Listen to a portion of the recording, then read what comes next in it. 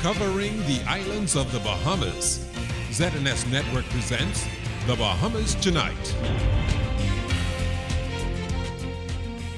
Good evening and welcome to the Bahamas Tonight Weekend. I'm Giovanni Stewart. Thanks as always for joining us. With just one more day before the 2012 general elections, Prime Minister the Right Honorable Hubert Ingram was back on the streets once again today, leading a motorcade and a walkabout in the Fox Hill constituency. It marked his last attempt to try and persuade those undecided voters, as well as change the minds of those opposing to vote for the Free National Movement. Carla Palmer reports. From the moment Prime Minister the Right Honorable Hubert Ingram arrived in the Fox Hill community Saturday morning, he was welcomed with open arms.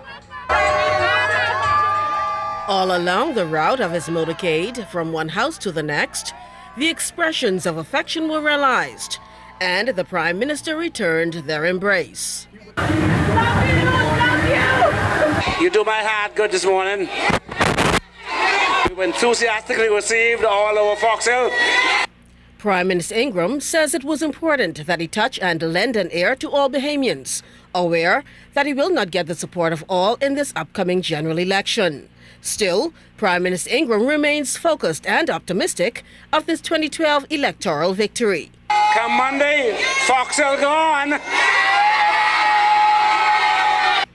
With the FNM's candidate for Fox Hill, Shonell Ferguson, by his side, Prime Minister Ingram called on residents of Fox Hill to vote FNM for change and progress. Fox Hill is said to be a long-time stronghold of the Progressive Liberal Party. Time for Fred Mitchell to go. Goodbye to him. And 10 years of bad representation. Carla Palmer, ZNS News.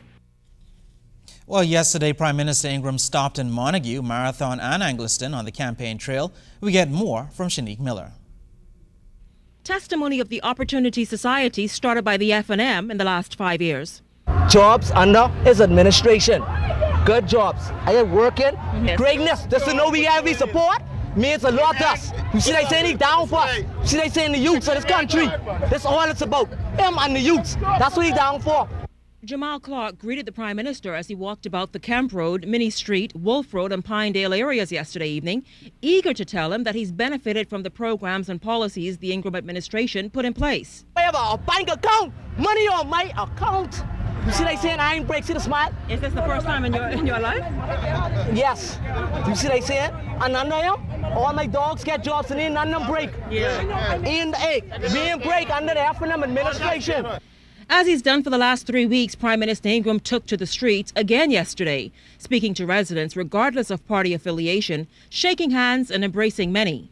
While some who didn't support the FNM jeered and threw up party signs and paraphernalia, many residents saw his walking through areas that are known to be socially and criminally challenged inner city communities as just the right message for those who call them home. What it does is it gives persons who would have come from humble beginning an opportunity to see that you can rise to the highest height if you just put yourself to it and put your head to it and work hard. I'm excited to know that he's walking around because at least the people can get to see who the Prime Minister is all about. Some who were confined to wheelchairs and could only look out their windows were happy when Mr. Ingram entered their homes and spoke with them directly. It means a lot to me because first time I see him in person, face to face, he hugged me and I kissed him, he kissed me back. Even if I wasn't there for them, I'm very proud to know that what he's doing in this country, and some people just don't agree with it.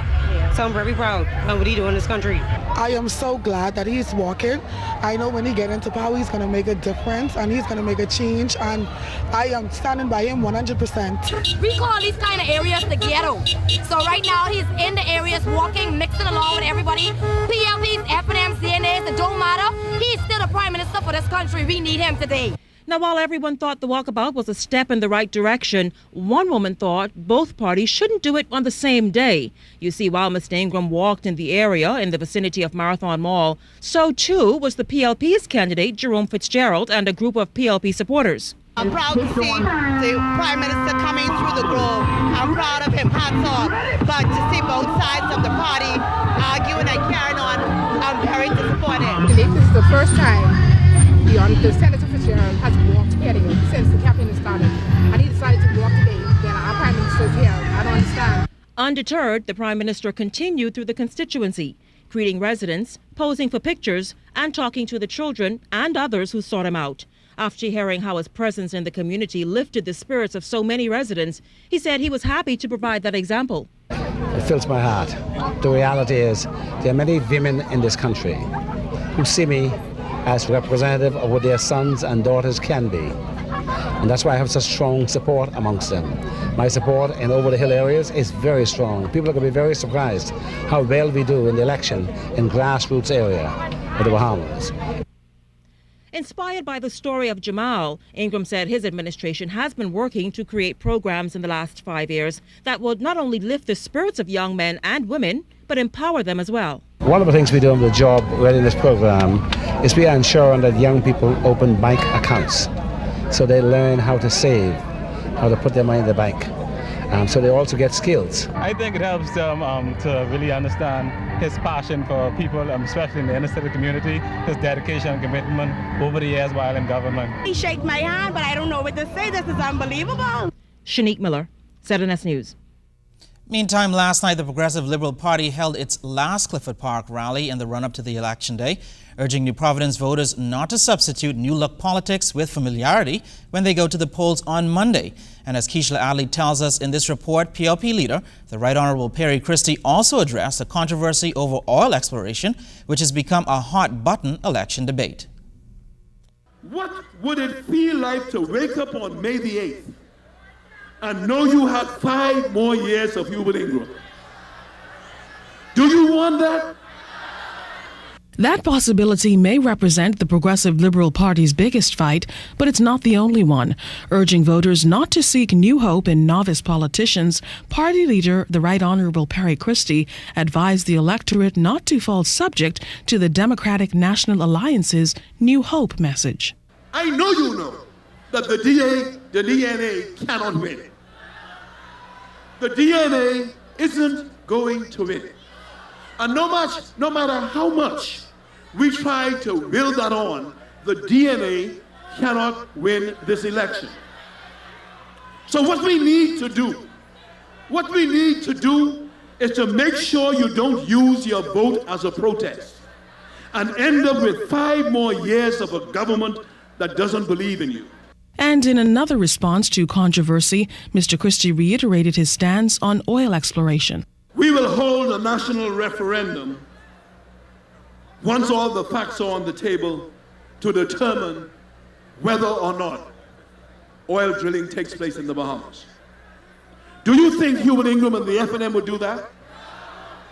When was the last time Hubert Ingram consulted the Bahamian people on anything? Ingram's way of doing business is to consult with the insiders who pulls his puppet strings and then tell you what's already been decided. He doesn't believe in you and he doesn't respect you. The Progressive Liberal Party will spend the final hours of its campaign in the Mycal constituency. Then the party will return to the capital at the Bailey Park for a mass rally, hoping to seal the support it needs to win the election. Keishla Adderley, ZNS News. The PLP toured the Exumas yesterday, and as Cyan Thompson tells us, they continue to be confident that come May 7th, the Bahamian people will vote for the PLP as their new government. I've come here for one single purpose, and that is to tell you that we are going to win the general election and that Exuma must be at the table.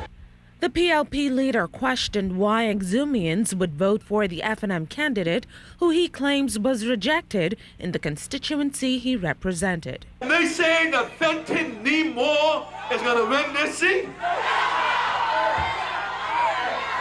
Somebody who got run out of South Beach,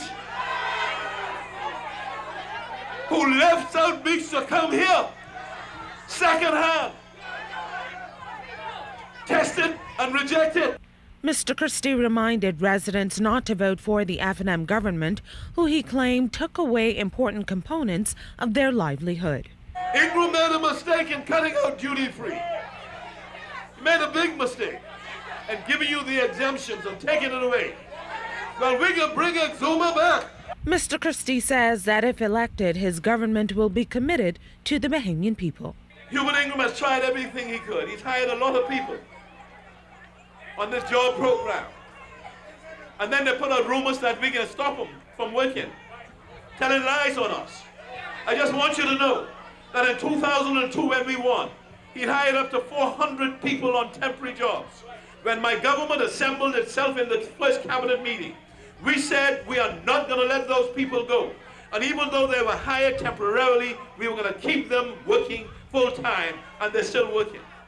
So I just want you to know this. When Bahamians get jobs, whatever the motives, however poor the motive was, however wrong it was, we are not going to take jobs from people who are working. Cyan Thompson, ZNS News. The Democratic National Alliance making their presence felt in Abaco last night during a rally there to endorse DNA candidate for Central and South Abaco, Roscoe Thompson. Party leader, the Honorable Branville McCartney, told supporters he is convinced that the days for Mr. Ingram and Mr. Christie governing the Bahamas are over. McCartney says that both men have overstayed their time in politics and now need to step aside to prepare for a new generation of leaders. They now say, give us another chance and we'll get it right. They say, give us a chance and then we'll have a vision for this country. Between Hubert Ingram and Barry Christie, they've been ruling or governing this country for the last 20 years. For the last 20 years. Ingram is saying he wants one more term. God forbid, if he is successful, he would have been in the Prime Minister for 20 years. McCartney says after many years of the same type of governance from both of the major political parties, it's now time for a new vision to push the Bahamas forward. We need to move forward, Bahamas. This country must move forward. You keep doing the same thing over and over and over again and expecting a different result. That's insanity. We can't take no more mess, that's why we don't win. That's insanity. Ain't nothing gonna change. Nothing will change. Ladies and gentlemen, if we don't do what is right on the 7th of May, I am fearful for the future of our children and our children's children in this country. Well, BC gets more power just in time for the summer months. Find out more after this.